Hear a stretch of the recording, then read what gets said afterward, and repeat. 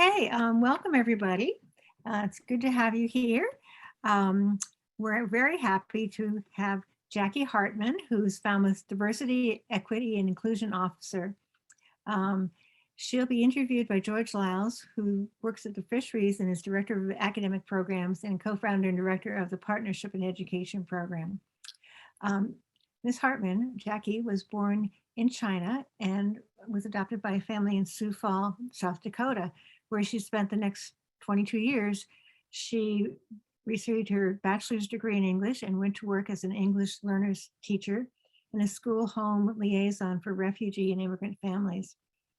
After she earned her master's degree in a program for English language learners, she and her husband moved to New York City, where she worked in Harlem and then moved to Queens to work in a small charter school in Elmhurst. She wanted to transition out of teaching and into administration and policy for diversity, equity, and inclusion, and saw the opportunity to move to Falmouth, where she now works for the town and public school system.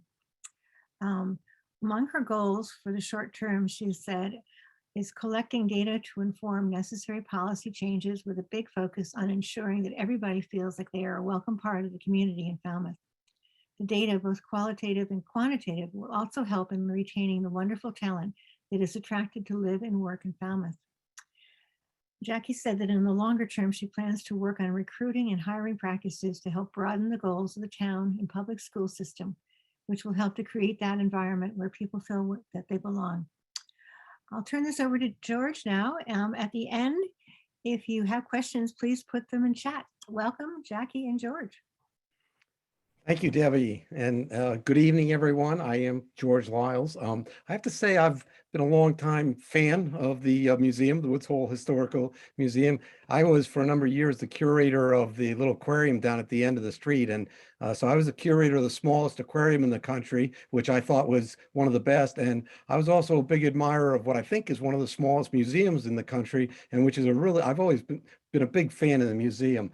I'm also a fan of this group's commitment to becoming a more culturally competent institution, as all of us in Woods Hole and in Falmouth must. And I'm really impressed that the Debbie and the board have been working on trying to understand how to become a more diverse and inclusive organization. So I really applaud that. I'm also a big fan of Jackie Hartman. First of all, I was thrilled when the town hired a diversity inclusion officer. And then when I met Jackie, I was really impressed, and I am really impressed with her intellect, her vision, her understanding of what she's doing and how to get things done, and her willingness to talk about difficult issues. So I'm really happy to bring Jackie and the Woods Hole Historical Museum together. That's about all I'm going to say. I'm going to ask Jackie a couple of questions. I don't think they're difficult ones. I didn't ask her to come talk about really difficult things, but who knows, she might feel compelled to anyway. But the first question I wanted to ask Jackie was a little bit about her background, which is certainly a very interesting one. And I'm curious about what it is about your life growing up and the experiences you had growing up in South Dakota, which brought you, kind of prepared you or led you to the kind of work you do. Thank you so much for the questions and the introduction. So I was adopted from China when I was 3. And so my parents moved us to a really small town in Sioux Falls, South Dakota. And Sioux Falls has like a really similar demographic breakdown to Falmouth. So a lot of educated people, upper middle class, majority white. And because there are a few universities and then a few big hospitals in the area. And so it's kind of like a, focal point in the Midwest, I suppose.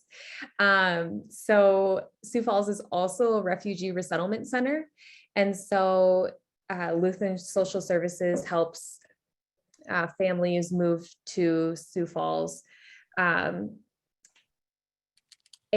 I would say that growing up, it was a quiet sense of segregation. It wasn't something that was talked about past a certain point.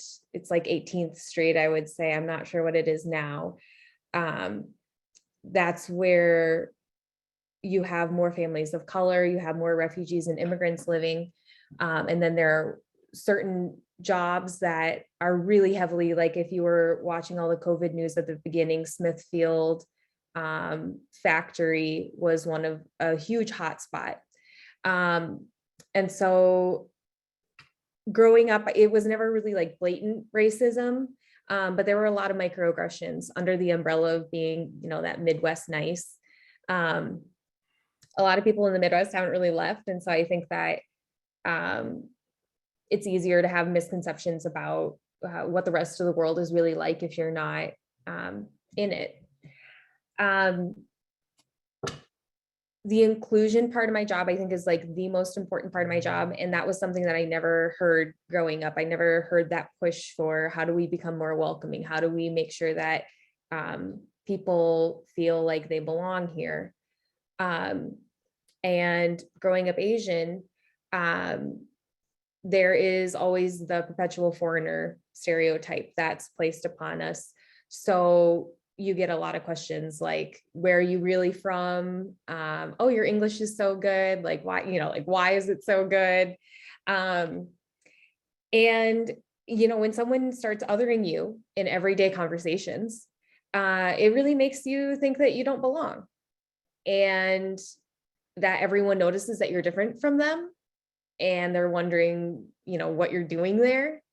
And then there's also this concept of like having to answer it nicely, which can become tricky because not everyone is entitled to personal information about you just because they ask. And so, you know, the microaggressions set that there's like a standard, there's a norm, and that, you know, you're not a part of the norm. And so I didn't have representation that looked like me when I was growing up. There were no teachers of color that I had. I didn't know any other students or adults that looked like me. And I wasn't seeing myself represented in the media either. So it took a really long time for me to understand what was happening and understand how damaging it was to my self-esteem and my sense of identity. I had never heard that term microaggression until probably my senior year of undergraduate studies. And it just made so much sense to be able to put a name to something.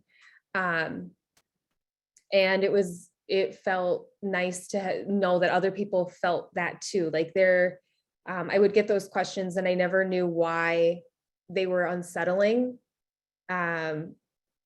But now that, you know, I know it's a microaggression, being able to name it, I think it gives me back a level of power to know to decide how to respond to it. So I'm not caught off guard. And so I think because of my experiences growing up and my understanding of how it can impact you as an adult, I think it was like a natural and meaningful transition into the DEI world. I was working with English language learners, and you know, I think that's one of the most important skills that you can teach in school, right? Critical thinking, but then also the ability to communicate effectively with others. And so I was also working as a liaison at the time, so I would help connect families to the larger community. And, you know, I just saw some of the issues that were being ignored. So if we're looking at why a child might not succeed in the classroom, you know, it can be because of something interpersonal. It could be because they're not getting their needs met at home. It might be because they don't understand the norms or behaviors that are expected of them when they're at school.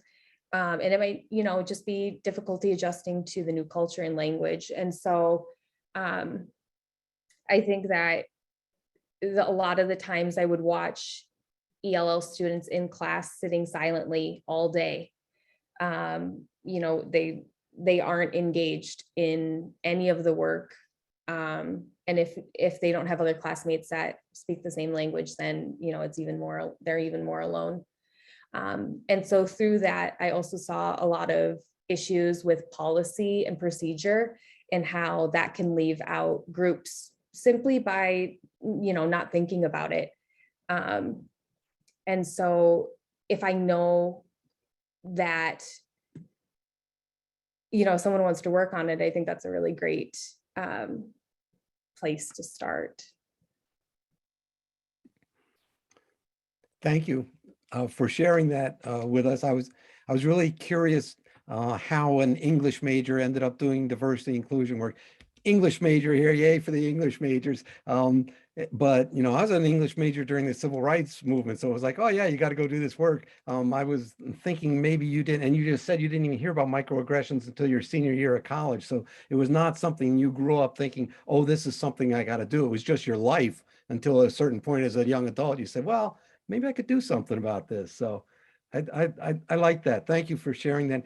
Could you talk to us a little bit about your goals? And I saw in the goal statement that Debbie read a big goal of building a community, a world where everybody feels like an integral part of what makes the community wonderful, and then some specific goals about what you would do here in Falmouth, collecting data that'll help us retain talent and pay attention to recruiting and hiring practices. Those are your goals. I think they've been your goals for a while. And as I asked you right before we came on here, how long have you been here? I thought you'd been here like 10 months or something. She's only been here with us 4 months, but 4 months into your gig here, do you still have the same goals, or what are your goals at this point? Yeah, I would say that it's because this is going on across the nation. It's going on in companies, it's going on in other towns. Like, it's not unique to Falmouth. This isn't, and I think Falmouth's in a really good place to address a lot of these concerns too. So because it's happening everywhere, there are a lot of commonalities, and you can do a lot of reading and research that will mirror situations that you might be in. And I thank you, John, for posting that link. I'm doing some training about microaggressions, mostly kind of how they, the branches of microaggressions, but then what to do when you're in a situation, how to address it with different people based on how you know them, or how you think they might handle it. Because I really want to make DEI work approachable, because at its very base, it's about building that community, and it's about being a good neighbor. And I think that that's something that everyone could relate to. How we go about doing it might be it's a much harder discussion, but I think if we can agree on that point, that can help get us to the next steps. So I am looking at a lot of the data from the school, and then the town's data is going to be more like how many employees of color have been hired, how many have exited, what was like the average tenure, what was the average salary or average job title. And right now I'm just collecting a lot of information. And so if anyone here has perspectives that they'd like to share, I'm open for that. And I really want to make sure that this work is engaging the community on a lot of different levels, that you're asking people, what do you want? What do you feel the climate is right now? What do you think could be better? Instead of assuming that I might know what's right. And so, yeah, my goals have been the same. Okay, if you're comfortable doing it, and if you have anything to say to us about us as a community, you have been in our community you'd been in our community before you moved here, though. I know that you had, I think you had vacationed here, if I remember right. And so I'm kind of curious, we who are in the community think all the time, at least many of us think all the time, are we, are we making any, progress towards becoming a more inclusive community? So I'm kind of curious to hear if you have anything you want us to hear about what you have experienced of us as a community. I think if you look at the data patterns, that creates, or that's a good metric to measure against. So the data metrics that I'm looking at for the school system, for example, are what are attendance rates? Because if children don't want to go to school, there's likely a reason why. And then are students moving out? Is it happening in a certain grade? And then we talk about the gifted and talented programs, who's being represented in these programs, who's taking the SAT, who's going on to higher education, and who's dropping out. So these are all really important data points. And so if we look at them, I'm going back about 5 years. I'm trying not to go back too much further because I want to have this cycle of kind of high schoolers and teachers. But I think we're also having much different conversations regarding race. We're here tonight talking about race. Falmouth hired a DEI officer. So a lot of the conversations are becoming deeper, and they're tricky conversations too, because there are no right answers. There are no easy answers ever. There are just, we do the best that we can with the information that we have. Yes, I'm reading in the chat. Kathy, thank you for that question. I am speaking with people of color, ex-employees and ex-residents and students about why they chose to leave Falmouth. And there are patterns. Hui came out with a Livingston report that it's a very similar pattern, and it's similar patterns that I've noticed just in my day-to-day as well. A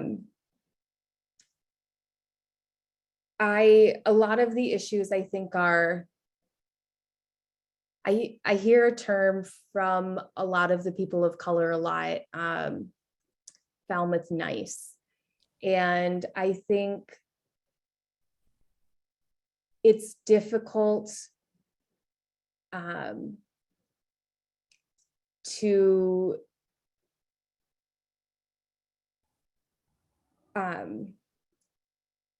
because we're working against people's perception of themselves. So if you call someone racist, immediately, your heart rate goes up, you're getting red in the face, you're going to have a physical response because it's challenging something that you believe about yourself, that you are a good person.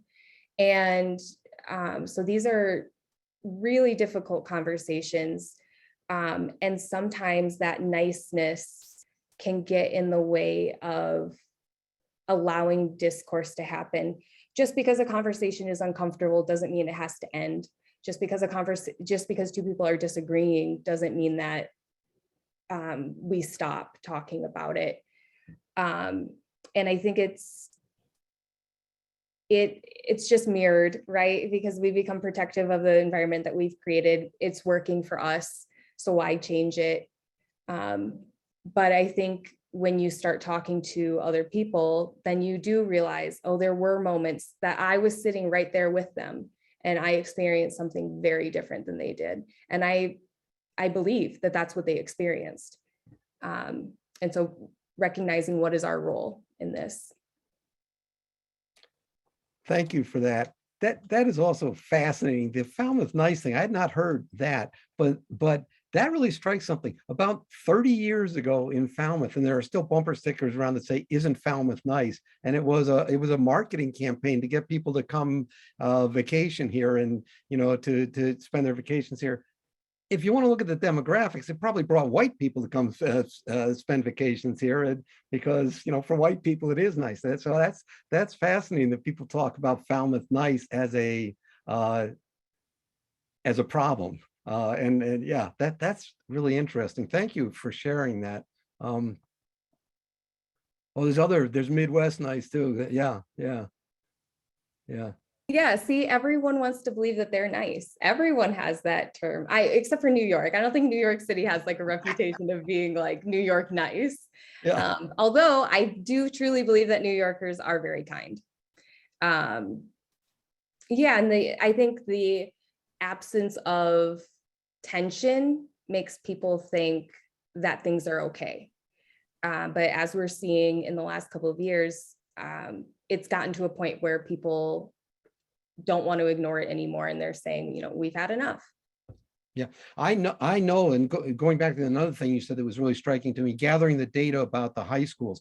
For years, people have been saying, I've heard people saying there are not racial problems in the high school. What they're saying is there are not a lot of fist fights and not a lot of that kind of stuff. But, and I've said the same thing, yes, but look at the class play, look at the band, look at the honor society, look at all of these activities that go along with being in high school, and there's hardly any kids of color involved in those, and that means something. So but that was all anecdotal. You're actually gathering the data on that, which is when are you gonna have a report for us on that? I do have a report kind of coming for my 6-month review. And that's interesting that you bring up that point, because I think it closely ties in with a broken window policy. And that was a way of policing neighborhoods so that having a clean neighborhood meant that it was a nice neighborhood, it was safe. And so you have a lot of, everyone's mind goes to disciplinary right away. And it doesn't have to show up in disciplinary for you to see that it's a problem. If we just look at dropout rates, it's a pattern. So at that point, you know, you could, at 1 year, you could say like, oh, like that was a bad year, I don't know the students. But when it's year after year after year, I think it's really important to be thinking about, okay, how can we address this so this isn't happening? What do we Thank need you. to do? I see Sherry has a question in the chat, which is actually, Sherry, I only have 2 more questions, and that's my closing question for Jackie. I want to ask her that question, but if we could save that, and if I could ask her one more before we close with that. I always wonder, for almost every job, when I was a kid and people said, oh, engineer is a really cool job, I thought, well, what does an engineer actually do? And I don't know what anybody actually does, except for I know what a journalist does because I was one. So I thought it would be interesting if Jackie would tell us, and I warned her I was going to ask this. Jackie, what did you do today, and what are you actually going to do tomorrow? What do you do every day as the DEI officer? Yeah, lots of meetings like this one. And it's been really good because I think, I hope that this leads to conversation after. I hope that people reach out and find out more. And so I am doing a lot of calls, and then I'm also working on different projects and partnerships. We're really hoping, and I see some people on the call, I don't know if I am like spilling the beans while I'm to say this, but we are working on creating something really meaningful for Juneteenth. There's also the Hispanic Heritage Month that we want to be highlighting more history and a lot more voices. And then, you know, I have some time to get some work done doing the data dives, writing grants, writing proposals. So that's kind of my typical day. I feel like everyone's job is so, like, I think I zone out every single time my husband tells me what he does. So. Well, I was listening to what you do, but I actually have another question to add in before we hit Sherry's question about what can we do. Listening to what all you're doing, my question is, how big is the team how many people did Falmouth hire on your team to get all this stuff done? It's me right now. So it's a big task, and that's why the community is of the utmost importance. And I mean, hearing about how my job came to be, it's obvious that there is support. And so I want to be able to capitalize on this momentum and make some moves, because I'm hoping, you know, this creates a pathway for someone more radical than me to come in and help. That question was actually more of a statement than a question. The statement is, the town needs to hire a team to do the work you're doing. It can't all be on one person's shoulders. So God bless you for doing it, but you need we need to hire a team to help you do that. There's Kathy put in a good question about responding to microaggressions, and then because we are running up to toward the end of our time, if we could also then ask you the question about, well, what can the Woods Hole Historical Museum do as an organization, and what can individuals here do as individuals to help in the effort? I think we talk a lot about how you do something once and it takes courage, but then you keep doing it and it becomes more comfortable to you.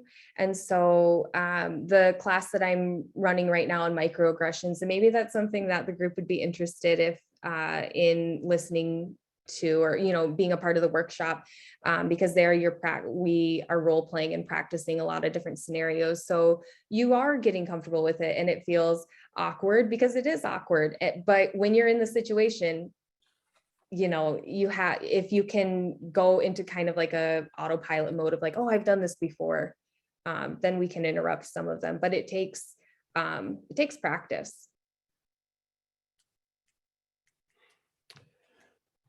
Thank you. And Debbie, I see we're at 27 minutes. There was some time for question and answer. We built that into the conversation. What are your pleasure here, Debbie? Should we take some more questions? Do we need to move on? Yeah, of course. Take more questions. Did you answer all the questions? Oh, Bill Winters, can we meet with you in your office? He said. Yes, you can. I will forward George and Debbie my contact information, and you can. I have 2 phones. I have 2 different email addresses, so there are a lot of ways to get a hold of me. Great. I would love to see the board, this is not addressed to Jackie, it's addressed to the board. I would love to see the board and the Woods Hole Historical Museum reach out as an organization to Jackie and say, how can our organization help in what you're doing? I know that's easy for me to say because that's not my organization, but my organization, which is NOAA's National Marine Fisheries Service, is doing that also. Saying to Jackie, well, how can we be supportive of your efforts? I think number one, we have started implementing restorative justice practices. And so if anyone here would like to become a facilitator, we're likely going to be doing some trainings, some free trainings. And being a facilitator, you don't have to know the most. You don't have to be an expert in any subject. All you are is a person who is helping everyone be comfortable enough to have a conversation and help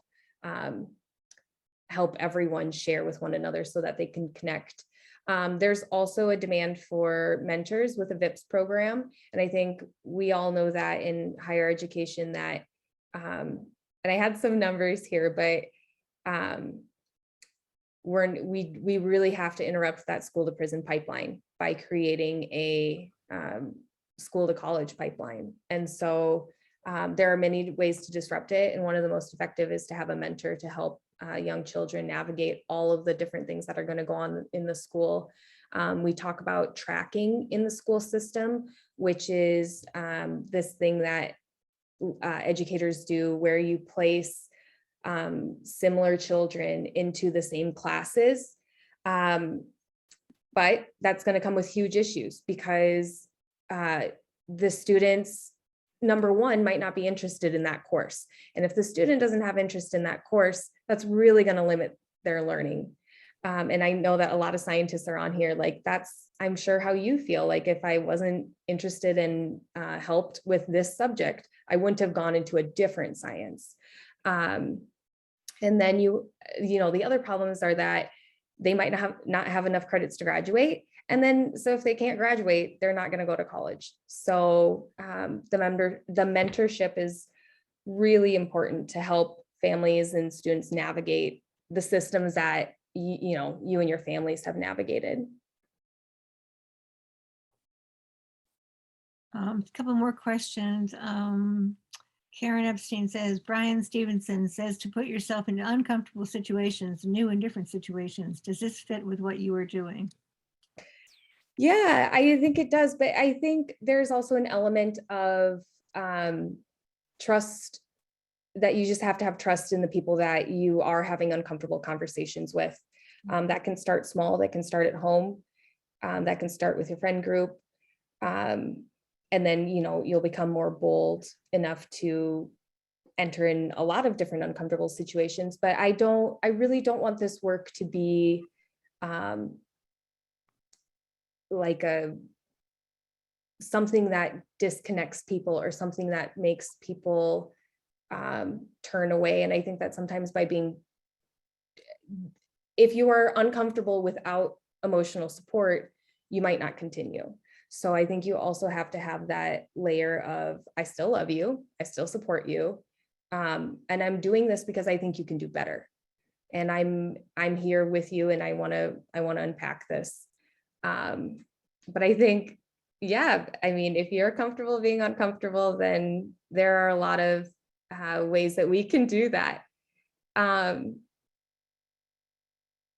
Yeah, exactly, John. Like cancel culture, calling people out, really, I mean, you're going to send their brain into overdrive. And if you are being called those words, you're no longer able to think clearly. So if you can't think clearly, it's not the time for a conversation. So, and then Beth, is there a website? I have talked about putting up a website. I have a lot of things that I'd love to do. So this is great though. I will note that someone would like to see my information on a website.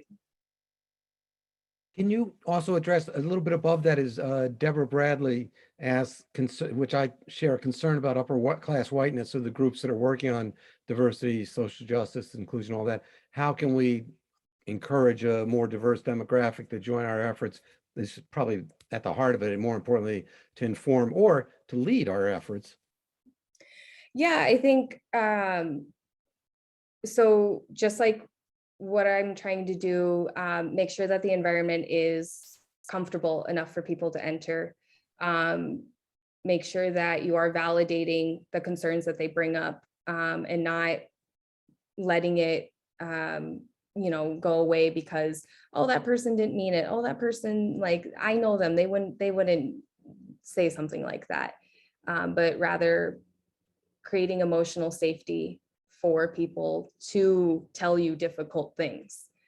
And I think you can also do that by looking at kind of the deficits that you have, and then pinpointing, okay, what about our group makes this group not want to join? And I think I think it really relies a lot on, are you creating an emotionally safe place? So, that can look like not being quick to talk about all the good work that Falmouth is doing, because when I talk to people of color, they have a very different opinion of how Falmouth is doing. So oftentimes I'll enter spaces where certain people will speak up and say, oh, like, I'm really proud of the DEI efforts in Falmouth. But I have yet to hear a person of color say that. So that's something to be thinking about as you're navigating these conversations. How am I helping people? How am I helping elevate necessary voices?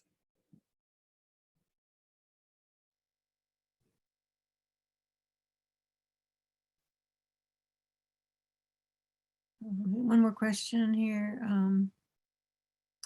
How can we help bolster priority support within the town for these critical DE&I initiatives? I think by being vocal, you can send me an email, and that's always a great way for me to be able to show other people, whether that's select board or my supervisors, like, people are asking. It's not, it's not just me. This is what the town wants. And so the more information that I can collect, and the more honesty that people, the places that they're willing to go with me, that's what I think helps right now. And I think I also want people to really, I know that this town is, built on research. I want it to be built on action going into, 2022.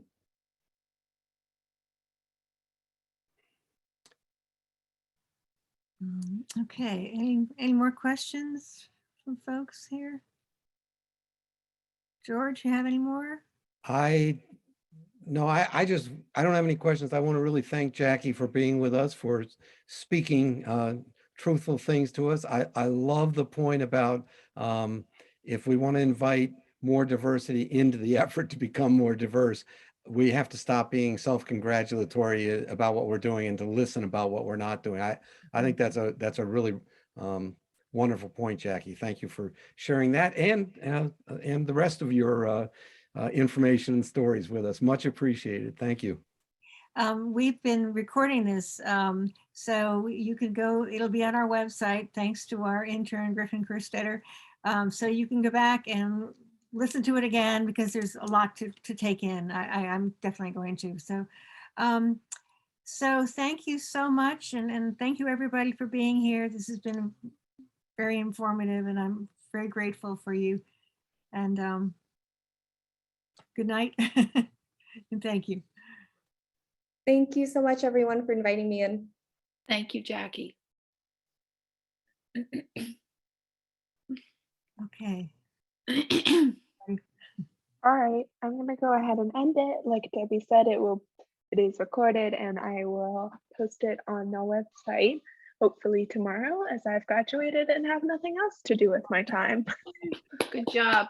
Griffin. So, Thank you. I'll see you all at the next one. Okay. All right. Bye-bye. Bye.